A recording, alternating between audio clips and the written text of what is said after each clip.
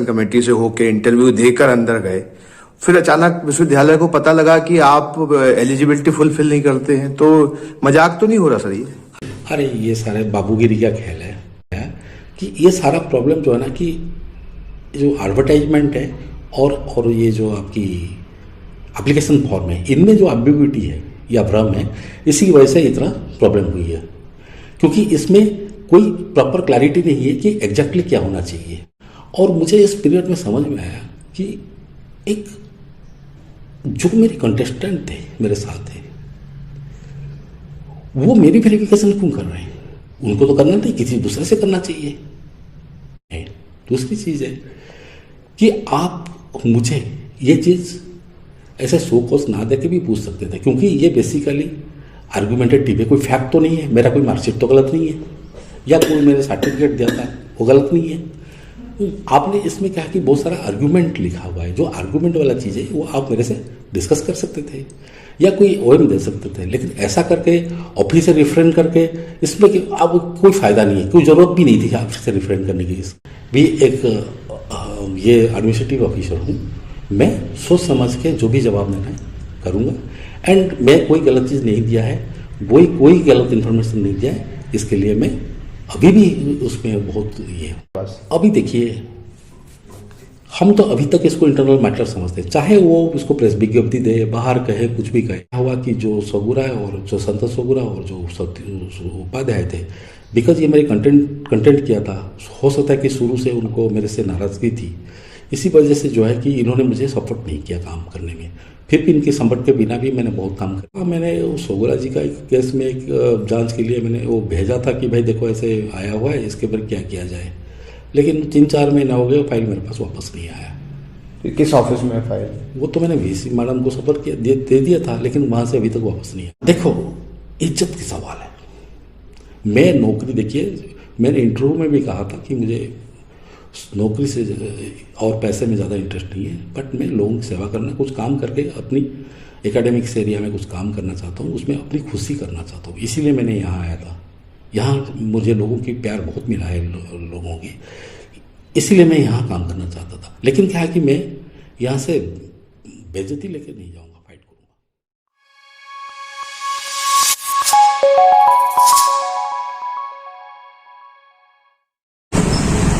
नमस्कार, आप देख रहे हैं न्यूज़ ग्राउंड जीरो। मैं हूं पंकज सोनी। दोस्तों, आपको याद होगा कि अभी 3 या 4 दिन पहले डॉक्टर हरि सिंह गौर केंद्रीय विश्वविद्यालय में जो यहाँ के रजिस्ट्रार थे, डॉक्टर रंजन कुमार प्रधान, उन्हें रिफ्रेन कर दिया गया, यानी उनके पद से हटा दिया गया। और आरोप उन पर यह लगाया गया कि उनके डॉक्यूमेंट्स में कमी है और इस वजह से करीब 8 महीने के बाद नौकरी करने के बाद उन्हें पद से हटा दिया गया।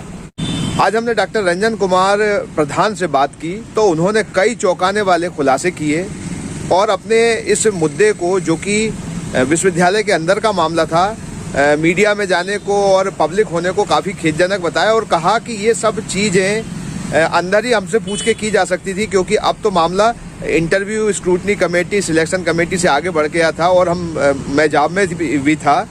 तो इसके बाद जो उन्होंने कई चौंकाने वाले खुलासे किए और जो बातें बताई हैं, उसको सुन के आप भी हैरान रह जाएंगे।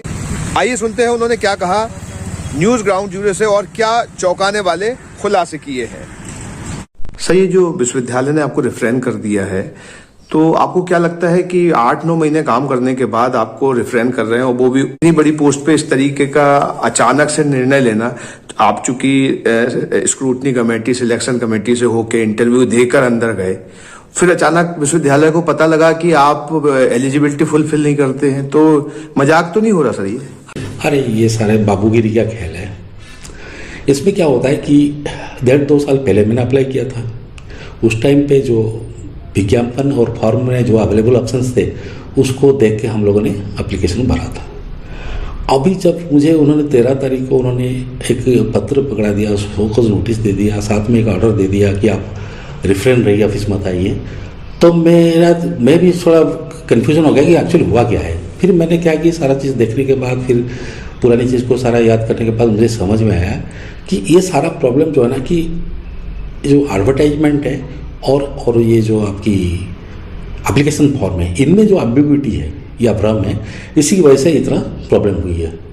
क्योंकि इसमें कोई प्रॉपर क्लैरिटी नहीं है कि एग्जैक्टली क्या होना चाहिए, इसी वजह से इतना सारा प्रॉब्लम हुई है। तो जैसे उन्होंने अब उन्होंने डेप्यूटी रजिस्ट्रार का इक्विवेलेंट लिखा है, इसमें भी एम्बिग्विटी है कि उसका क्या होगा, क्या पे लेवल में हिसाब से डिसाइड होगा, क्योंकि यहाँ पे कोई पे लेवल में मेंशन नहीं किया उन्होंने वहाँ पर। तो उसमें क्या है कि कोई क्लैरिटी नहीं है कि एग्जैक्टली क्या होना चाहिए। फिर सिमिलरली और भी कई सारे क्लैरिटी, इसलिए कहा कि मैंने उनको आरटीआई क्वेश्चन में पूछा भी आपका यूनिवर्सिटी में क्या रूल रेगुलेशन है ये एडमिनिस्ट्रेटिव एक्सपीरियंस का या इक्विवेलेंट का, क्या आपने रिटर्न क्या है आपके पास, वो मुझे दीजिए। लेकिन वो अभी तक दिया नहीं है, जो 2 में 48 घंटे के अंदर मांगा था, फिर भी उन्होंने नहीं दिया है। पर ऐसे कई सारे सवाल ये है, मैं उनको पूछा है कि क्योंकि आपने अगर मुझे कोई चीज़ पूछा है तो मुझे उसकी जवाब देनी पड़ेगी, इसके लिए मोरे जो इन्फॉर्मेशन आपको मुझे देने पड़ेंगे, वो अभी तक वो उसी प्रोसेस में है। दूसरी चीज़ है कि आप मुझे ये चीज़ ऐसे शो कॉज ना दे के भी पूछ सकते थे, क्योंकि ये बेसिकली आर्गूमेंटेटिव है, कोई फैक्ट तो नहीं है, मेरा कोई मार्कशीट तो गलत नहीं है, या कोई मेरे सर्टिफिकेट दिया था वो गलत नहीं है। आपने इसमें कहा कि बहुत सारा आर्गूमेंट लिखा हुआ है, जो आर्गूमेंट वाला चीज़ है वो आप मेरे से डिस्कस कर सकते थे या कोई ओएम दे सकते थे, लेकिन ऐसा करके ऑफिस से रिफ्रेन करके इसमें कि अब कोई फ़ायदा नहीं है, कोई ज़रूरत भी नहीं थी ऑफिस से रिफ्रेन करने की। इसीलिए मैंने जो है कि जैसे उन्होंने अगर माननीय कुलपति महोदय जैसे मुझे अगर कोई ऑर्डर देंगे तो मुझे तो तामील करने पड़ेंगे, इसीलिए मैंने उनकी कहने के मुताबिक सारा रिप्लाई मैं बना रहा हूँ और जो इन्फॉर्मेशन मुझे चाहिए उसको उनसे कलेक्ट करने की कोशिश कर रहा हूँ। और मुझे इस पीरियड में समझ में आया कि एक जो मेरे कंटेस्टेंट थे, मेरे साथ थे, वो मेरी वेरिफिकेशन क्यों कर रहे हैं? उनको तो करना नहीं, किसी दूसरे से करना चाहिए। वैसे बहुत सारा चीज़ मैंने उसमें भी मैं गलत चीज़ पाया हुआ कि जो इन्होंने सही तरीके से उसका किया नहीं है। मुझे लग रहा है कि इन्होंने कुछ जानबूझकर किया है, और ऐसा भी उन्होंने लिखा है उसमें कि मेरे जो दिल्ली में नीति आयोग ऑफिस को जो उन्होंने लेटर लिखा है उसमें सीधा लिख दिया कि इन्होंने रेगुलर क्लेम किया है, लेकिन ये तो फॉर्म का एम्बिग्विटी है। तो वो उनको नॉर्मली क्या होता है कि जो सर्टिफिकेट कॉपी उन्होंने दिया है वो सही है कि नहीं उनके पास भेजा जाता है। ऐसे गलत चीज़ वहाँ भेज के वहाँ भी मेरे बेइज्जती करवाया, यहाँ पे प्रेस कॉन्फ्रेंस करके मेरी बेइज्जती करवाया। ये सारा चीज़ की ज़रूरत थी नहीं। इनको क्या है कि मुझे सिर्फ ये करने के लिए, विंटेड करने के लिए, ये करने के लिए ये सारा कराया गया है। बट मैं इससे दुखित नहीं हूँ, कुछ भी नहीं हूँ। मैं भी एक ये एडमिनिस्ट्रेटिव ऑफिसर हूँ, मैं सोच समझ के जो भी जवाब देना है करूँगा। एंड मैं कोई गलत चीज़ नहीं दिया है, कोई गलत इन्फॉर्मेशन नहीं दिया है, इसके लिए मैं अभी भी उसमें बहुत ये हूँ। आपने जब इंटरव्यू दिया तो उसके बाद उसके पहले सिलेक्शन और स्क्रूटनी कमेटी ने भी तो सारी चीज़ें देखी थी, तो क्या उनकी जिम्मेदारी नहीं बनती कि उन बातों को देखना चाहिए? मुझे लग रहा है कि जो स्क्रूटनी कमेटी देखा था सही तरीके से देखा था, क्योंकि इसमें काफ़ी सारा चीज़ जो है ना कि क्लैरिटी नहीं था। तो उन्होंने सोचा कि मैंने जो इन्फॉर्मेशन दिया है, क्योंकि उन्होंने क्या किया कि वो फॉर्म में क्या नहीं है लिखा है उसके साथ उन्होंने सर्टिफिकेट को भी वेरीफाई किया। अब वो सर्टिफिकेट को वेरीफाई ना करके फॉर्म में क्या है कि मुझे एलिगेशन लगा रहे हैं। हो सकता है कि स्क्रूटनी कमेटी प्रॉपर तरीके से किया था और ये मुझे फंसाना चाहते हैं, इसीलिए ऐसे। ये भी तो हो सकता है कि स्क्रूटनी कमेटी को समझ ही ना हो उस बात की। स्क्रूटनी कमेटी के साथ मैंने जब सर्टिफिकेट क्लियरली लगाया था, जो सर्टिफिकेट सही है, नीति आयोग ने कहा नहीं, मैं कह रहा हूँ कि at that time scrutiny committee में do not know about this things, उसकी अंडरस्टैंडिंग पावर ही ना हो इतनी उसको समझने की, वो सवाल ही नहीं पैदा होता। क्योंकि मैं भी कई बार स्क्रूटनी कमेटी में रहा हूँ। स्क्रूटनी कमेटी में हम लोग एक चीज़ को, अगर कोई गलत चीज़ फॉर्म में लिखा होता है फिर भी हम उसकी सर्टिफिकेट देखते, उसके ऊपर डिसीजन लेते हैं। ऐसे कई बार हम लोगों ने यहाँ पे डिसीजन हुआ है, कई बार बहस हुआ है। इसलिए ये इतना मानी नहीं रखता। फॉर्म में कोई चीज़ लिख देते हैं, गलती कभी कभी कुछ रह जाता है, कभी कभी क्या है कि फॉर्म में ऑप्शन नहीं होता है तभी दे नहीं पाते हैं। लेकिन क्या है कि स्क्रूटनी कमेटी जो है कि सारे चीज़ को देखता है, क्योंकि मैं भी यहाँ पे 3-4 स्क्रूटनी कमेटी में था। एक चीज़ को हम देखते हैं, जो चीज़ अगर कहीं से कुछ होता है तो हम सारे चीज़ को देखते हुए डिसीजन लेते हैं। मेरे हिसाब से स्क्रूटिनी कमेटी में सारे डॉक्यूमेंट्स मेरी वेरीफाई किया हुआ है एंड उनको प्रॉपरली समझ में आया कि ये जस्टिफाइड है, उसी हिसाब से उन्होंने डिसीजन लिया है। जी, अब जैसे ये सारा मामला हो गया, अब इसी में मामला जाएगा, तो आप क्या आप इसके लिए कोर्ट जाएंगे, इसी का डिसीजन का वेट करेंगे या फॉर्म सबमिट करेंगे, क्या रास्ता है आपके पास? अभी देखिए, हम तो अभी तक इसको इंटरनल मैटर समझते हैं, चाहे वो इसको प्रेस विज्ञप्ति दे, बाहर कहे, कुछ भी कहे, सारा चीज़ मैं अभी इंटरनल मैटर ही समझता हूँ। और मैं इसको क्या है कि एक बाबू जो है कि दूसरे बाबू को बाबूगिरी ही करता है, मतलब क्या है, लिखित में जवाब देता है। मैं अभी लिखित में कैसे जवाब दी जाएगी, उसकी इन्फॉर्मेशन कहाँ से लूँ? अब तो क्या है कि उन्होंने ऑफिस जाने की मना करके मुझे बंद कर दिया, इसलिए मुझे इन्फॉर्मेशन लेने में दिक्कत हो रही है। लेकिन जब सारे इन्फॉर्मेशन मैंने आरटीआई में उनको मांगा है, अगर सारे इन्फॉर्मेशन वो दे देंगे और जो भी मतलब प्रॉपर तरीके से मैं अपनी रिप्लाई को बना पाऊँगा। रिप्लाई देने के बाद अगर उसी में क्या डिसाइड करेंगे, उसके बाद जो आगे का कार्रवाई उसी हिसाब से देखेंगे। आपके हिसाब से ये कितना बड़ा मैटर था? क्या प्रेस में जाने लायक था या ये अंदर ही बात की जा सकती थी? ये कुछ भी नहीं है, स्मॉल थिंग। अगर मुझे बुला के पूछ लेते, क्योंकि ये क्या है, आप इसको कर लीजिए, मैं उसको उसी टाइम में समझा देता। इसमें कोई बड़ी मैटर है नहीं, क्योंकि इसको मैं क्या कि उनको समझा देता कि ऐसा क्यों हुआ है। और दूसरी चीज़ है कि इसमें कोई मार्कशीट सर्टिफिकेट जो दिया हुआ है उसमें कोई गलती नहीं है। इसीलिए कहा कि अब इनको अननेसेसरली, क्योंकि जो भी चीज़ें उनको समझ में नहीं आ रहा तो हमें समझा देते, क्योंकि स्क्रूटिनी कमेटी को समझ में आया, इनको नहीं आया, यही फर्क है उसमें। अच्छा, जैसे आपको जो नोटिस दे दिया, शोकाज नोटिस, यहाँ पे बहुत से लोगों के ऊपर एलिगेशंस हैं, किसी के अपॉइंटमेंट के समय जो फॉर्म दिएगा उसमें दस्तखत नहीं है, जो अनुभव प्रमाण पत्र है, बिना अनुभव प्रमाण पत्र के 37 साल नौकरी कर रहे हैं। देयर आर सो मैनी मतलब लो पोल्स हियर।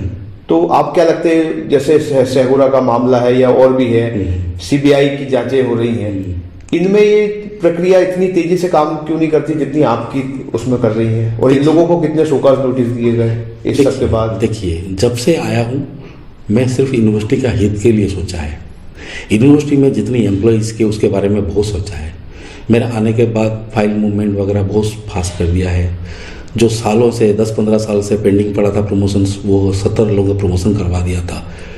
और कई जो आपकी जो आउटसोर्सिंग बंदे, उनकी पैसा नहीं मिल रहा था, उनका पैसा कौन खा रहा था हमें पता नहीं है, लेकिन उनको पैसा जो कमी मिल रही थी हमने उसको कोशिश करके उनकी पैसा, जो पैसा सरकार दे रहा था उस पूरी पैसा उनके पास कैसे जाए उसके लिए हमने पूरी प्रयत्न किया था।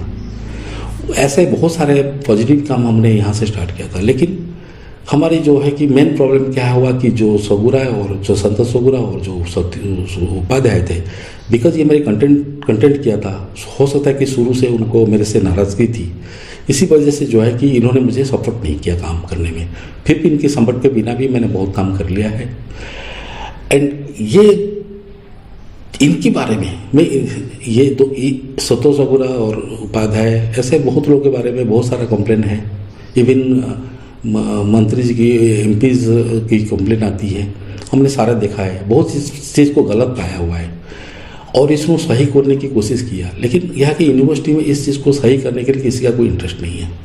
हो सकता है कि मैंने जो कुछ बीते दिनों में कुछ कमियां को सही करने के लिए कोशिश किया वो लोगों को पसंद नहीं आया हो, इसीलिए इस टाइप का स्टेप लिया। नहीं, आपने भी तो कई जांचों के बाद भेजा है कि इस पे कार्रवाई की जाए, या जो भी भेजा उनको भी दबा के रखा गया। हाँ, मैंने सोगुरा जी का एक केस में एक जांच के लिए मैंने वो भेजा था कि भाई देखो ऐसे आया हुआ है, इसके पर क्या किया जाए। लेकिन 3-4 महीना हो गए, फाइल मेरे पास वापस नहीं आया। किस ऑफिस में है फाइल? वो तो मैंने वीसी मैडम को सपोर्ट किया, दे दिया था, लेकिन वहाँ से अभी तक वापस नहीं आया। तो वहाँ कार्रवाई तेजी नहीं होती, वहाँ तेजी कार्रवाई नहीं होती। अब वो मेरी बॉस है, मैं उनको थोड़ी बोल सकता हूँ, पूछ सकता हूँ, वो जैसे ही करेंगे, जो सोचेंगे करते हैं। तो इसमें आप फाइट करेंगे अपने इस काम? हाँ, देखो, इज्जत की सवाल है। मैं नौकरी, देखिए मैंने इंटरव्यू में भी कहा था कि मुझे नौकरी से और पैसे में ज़्यादा इंटरेस्ट नहीं है, बट मैं लोगों की सेवा करना, कुछ काम करके अपनी एकेडमिक्स एरिया में कुछ काम करना चाहता हूँ, उसमें अपनी खुशी करना चाहता हूँ, इसीलिए मैंने यहाँ आया था। यहाँ मुझे लोगों की प्यार बहुत मिला है, लोगों की, इसीलिए मैं यहाँ काम करना चाहता था। लेकिन क्या है कि मैं यहाँ से बेइज्जती लेकर नहीं जाऊँगा, फाइट करूँगा। थैंक यू सर, आपने न्यूज़ ग्राउंड जीरो से बात की। जी, एक इससे अलग सवाल है, अभी जो रजिस्ट्रार को हटा दिया, बहुत तेजी से कार्रवाई हुई, क्या हुआ ये? इसको भी अभी ऑफ कर दिया। ये जो रजिस्ट्रार का मामला आया है, इस पे क्या हुआ कि उन पर कार्रवाई हो गई, वो भी जबकि 8 महीने उनको हो गए थे आए हुए? नहीं, उसमें ये एक रूटीन प्रोसेस है कि जब भी कोई ज्वाइन करता है तो उनके पेपर्स वेरिफिकेशन के लिए जाते हैं, बाकी सबके भी जा रहे हैं, आ रहे हैं। लेकिन इनके जब नीति आयोग में जहाँ ये काम कर रहे थे तो वहाँ से जो वेरीफाई होकर आया तो उसके हिसाब से इनकी मिनिमम एलिजिबिलिटी पूरी नहीं हुई है। तो इसीलिए उनसे पूछा गया है, अभी तो उनको एक शो कॉज नोटिस दिया गया है कि अगर उनको जवाब देना है, उनको 10 दिन का समय दिया गया है। जब उनका जवाब आ जाएगा, उसको एग्जीक्यूटिव काउंसिल में रखकर जो भी निर्णय होगा वो लिया जाएगा। क्या आप अपने घर को सुंदर बनाना चाहते हैं? क्या आप दीवारों पर सीलन दीमक से परेशान हैं? क्या आप नया घर बनवा रहे हैं? तो आइए हमारे पास, मतलब मां शारदा एंटरप्राइजेस के शोरूम में। हम देंगे आकर्षक समाधान। लाइफ टाइम चलने वाली 3D UV मार्बल की आकर्षक दीवारें। Deco star, the leader of home decoration, Sagar का शोरूम, मां शारदा एंटरप्राइजेस। हमारा पता है तिली, राजघाट चौराहा, सोमनाथपुरम रोड, सागर। संपर्क करें रत्नेश जड़िया। मोबाइल नंबर 7000624396 और 9691987669।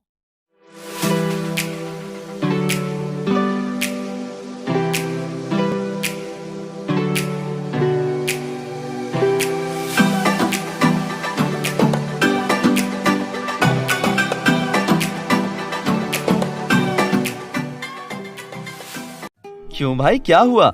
परेशान लग रहे हो? क्या बताऊं भाई, मेरा बेटा जब से फेल हुआ है तब से बहुत चिड़चिड़ा रहता है। ना ढंग से सोता है, ना खाता पीता है, अकेला रहता है। भाई तुम सागर में डॉक्टर प्रीतेश गौतम को दिखाओ। ये मानसिक रोग विशेषज्ञ हैं। ये याददाश्त कमी, उदासी, नींद ना आना, पढ़ाई में मन न लगना, मिर्गी जैसी बहुत सी बीमारियों का इलाज करते हैं। ये कहाँ मिलेंगे? सोनल मेडिको, गोपालगंज। कॉल करें 9407253526 पर। शहर से बाहर जाने के लिए वन वे टैक्सी चाहिए या लोकल सिटी के लिए कैब या फिर एयरपोर्ट पिकअप ड्रॉप की हो जरूरत? चुनिए अपने पसंद की कैब और पाइए बेस्ट ऑफर्स के साथ मोस्ट कंफर्टेबल राइड सिर्फ और सिर्फ 77 कैब्स ऐप पर। आज ही गूगल प्ले स्टोर से 77 कैब्स की ऐप डाउनलोड करें या विजिट करें www.77cabs.com और बुक करें अपनी राइड। क्या आप महंगी दवाओं के खर्चे से परेशान हैं? अब इस चिंता से मुक्त हो जाइए। दवाओं के खर्चे में कीजिए 90% तक की बचत। दवा इंडिया जेनेरिक फार्मेसी के साथ उच्च गुणवत्ता और कम कीमत दोनों एक साथ। 1500 से अधिक दवाइयां उपलब्ध, सभी उत्पाद FDA द्वारा प्रमाणित। हमारा पता है Dawa India generic pharmacy, Sugandha complex, Parkota, सागर।